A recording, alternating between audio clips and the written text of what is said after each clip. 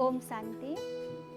दुर्गा माँ, सरस्वती माँ, काली माँ, संतोषी माँ, चारों ओर देवियों के आज आह्वान, जागरण, व्रत, पवित्र जीवन, क्योंकि माहौल ही सात्विकता का हो गया है, क्योंकि आज से नवरात्रि शुरू हुआ है।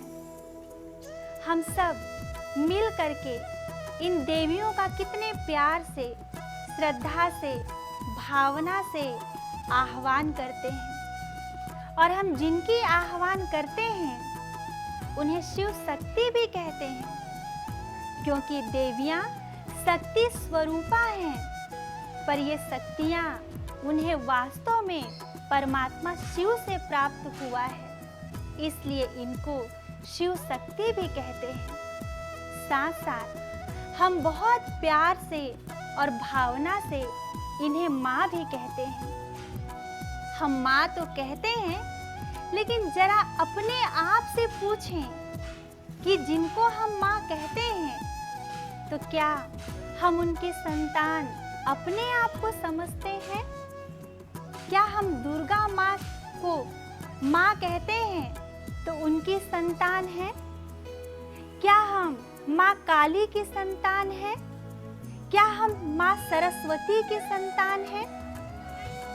अपने से पूछें, अगर हम उनके संतान हैं तो क्या हम उन माँ के जैसे अपने जीवन में उन गुणों को लाए हैं? क्योंकि आज एक माँ और बच्चे का बहुत ही गहरा संबंध होता है। तो देवियाँ जिन्हें हम माँ कहते हैं, उनके अंदर बहुत ही करुणा का गुण है, बहुत ही शक्तिशाली का गुण है, बहुत ही दयालु और कृपावान हैं। आज देवियों से हम बहुत कुछ केवल मांगते हैं, तो क्या उस माँ के हम संतान स्वयं इन गुणों से भरपूर हैं? क्या इन सारे गुणों को हम जीवन में धारण किए हैं? अगर माँ दयालु है तो क्या हम भी दयालु हैं? अगर माँ सबको देने वाली है तो क्या हम भी दूसरों को सुख देने वाली या देने वाले हैं? अगर नहीं, तो आज से हम अपनी माँ के इन सारे गुणों को अपने जीवन में धारण करें। साथ साथ आज नवरात्र में हम देवियों का जो आह्वान करते हैं और विशेष इस दिन को नवरात्रि कहते हैं, तो आज हम इस नवरात्रि का भी रहस्य समझेंगे कि वास्तव में ये नवरात्रि क्यों है या नवरात्रि क्या है। जैसे नवरात्रि शब्द में भी दो अक्षर समाहित हैं, एक तो है नौ और दूसरा है रात्रि।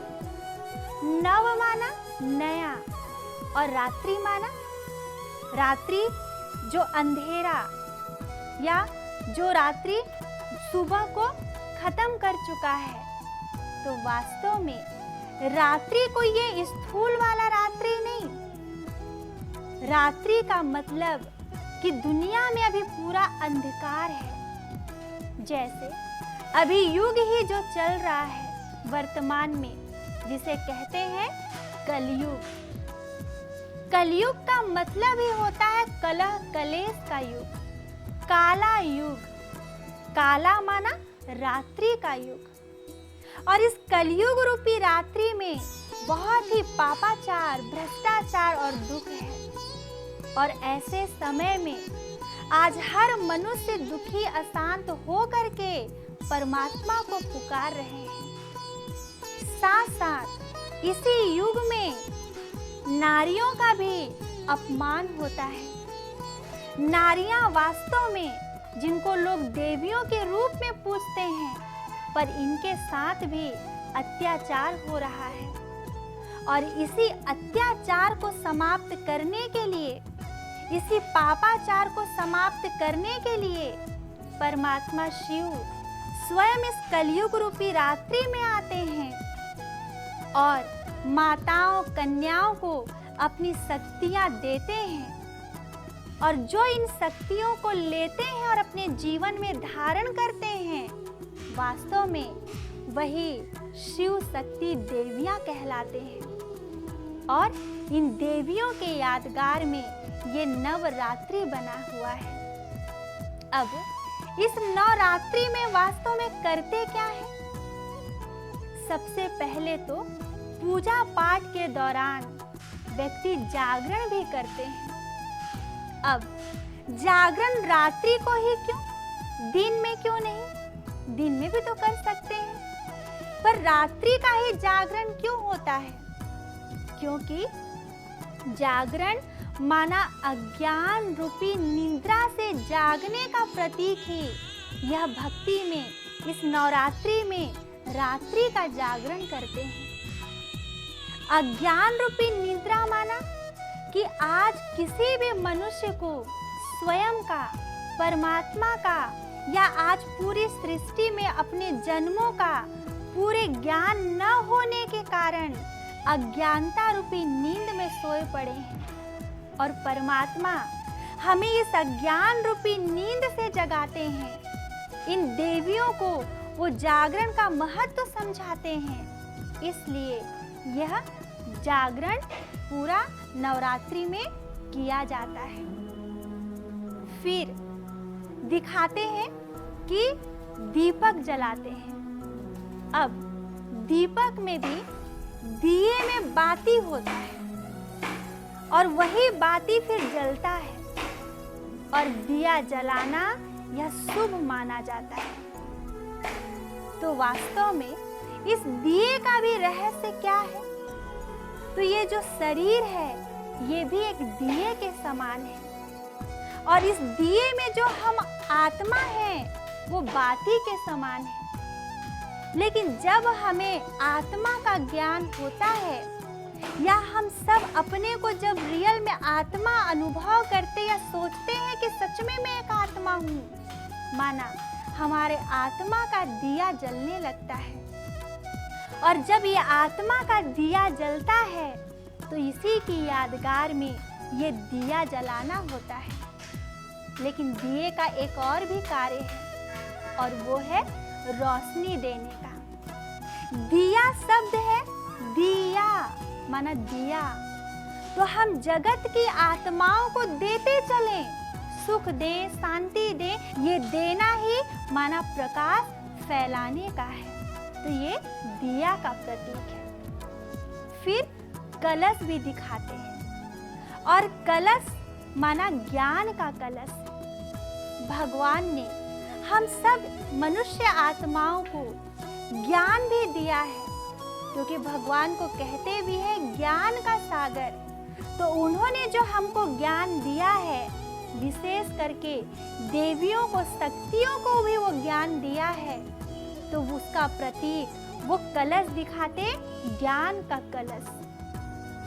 फिर दिखाते हैं कि देवियों को पूरे 8 भुजा हैं, जिसको कहते अष्टभुजाधारी। अब आज के वर्तमान जीवन में किसी को 8 भुजा नहीं हो सकते हैं, या अगर 8 भुजा हो भी जाए तो लोग उसे एक्सेप्ट नहीं करेंगे, तुरंत उसकी सर्जरी करा देंगे, उसकी पूजा नहीं करेंगे। तो वो 8 भुजा फिर देवियों के कैसे हो सकते हैं? तो वो 8 भुजा क्या है कि जैसे आज किसी भी पिता के अगर 4 बच्चे होते हैं तो पिता अपने बच्चों के लिए क्या कहता है कि मेरी 4 भुजाएं हैं। वो बच्चे पिता की शक्ति है और शक्ति होने के कारण बच्चों को ही वो अपनी भुजाएं समझता है। तो देवियों के पास भी 8 शक्तियां हैं और ये अष्ट शक्तियों के कारण देवियों को भी अष्टभुजाधारी दिखा दिया है। तो ये 8 भुजा और 8 भुजाओं में अस्त्र और शस्त्र है। तो वो अस्त्र और शस्त्र क्या है? क्योंकि गीता में एक बहुत अच्छी बात लिखी है, देवी देवता परमो धर्म अहिंसा वाले, अर्थात देवी देवता कभी भी हिंसा नहीं करते थे। तो देवियों को जो अस्त्र और शस्त्र दिखाया है, इसका मतलब उन्होंने हिंसा किया। तो वास्तविकता ये नहीं है कि देवियों ने कोई हिंसा किया, किसी का वध किया, नहीं।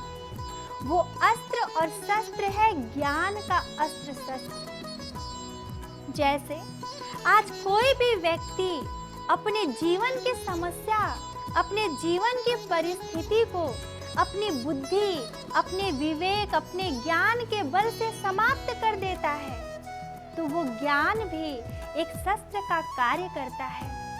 तो इसलिए देवियों को वो अस्त्र और शस्त्र दिखाया हुआ है। फिर दिखाते हैं कि नवरात्र में डांडिया भी खेला जाता है। और डांडिया कैसे? कि जब सर्कल बना हुआ रहता है तो उसमें प्रत्येक व्यक्ति के हाथ में 2 डंडे होते हैं और सभी एक दूसरे से वो डंडे आपस में मिलाते हैं, जो एक रास बन जाता है। देखा जाए तो डंडे का एक प्रतीक है कि डंडे से हम किसी को चोट पहुंचा सकते हैं, लेकिन जब उसी डंडे का उपयोग हम एक दूसरे को केवल डंडे के ऊपर डंडे रखने के कार्य में लाएं, तो वो एक रास बन जाता है। तो रास अपने जीवन में संस्कारों का रास करें, क्योंकि दुनिया में आज किसी के संस्कार, किसी के मन एक दूसरे से मैच नहीं होते हैं, लेकिन एक दूसरे के संस्कार को मिलाना ही ये रास करना है। तो इस पूरे नवरात्रि में हम एक दूसरे के संस्कारों को भी आपस में मिलाएं, एडजस्ट करें, यही है रास करना। तो अब मुख्य चीज नवरात्रि में और क्या करते?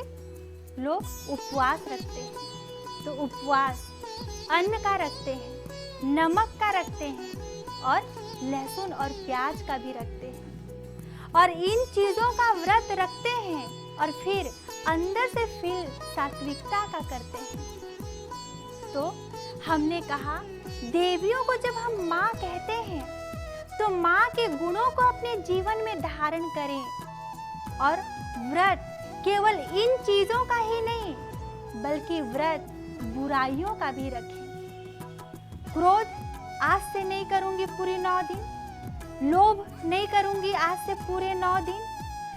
हर बुराई का अभी हम भले रोज 9 दिन एक एक करके ही इन बुराइयों को भी उपवास रखेंगे, बुराइयों को भी अपने से दूर रखेंगे और इस 9 दिन अपने पूरे जीवन को सात्विक वाला बनाएंगे। तभी हम माँ दुर्गा, माँ संतोषी, माँ सरस्वती जैसे बन सकते हैं या हम उनके बच्चे कहलाने के योग्य बन सकते हैं। तो अभी 8 दिन हम रोज मिलेंगे और इन शक्तियों का, इन देवियों का केवल आह्वान ही नहीं, बल्कि इनके गुणों को भी अपने जीवन में धारण करेंगे।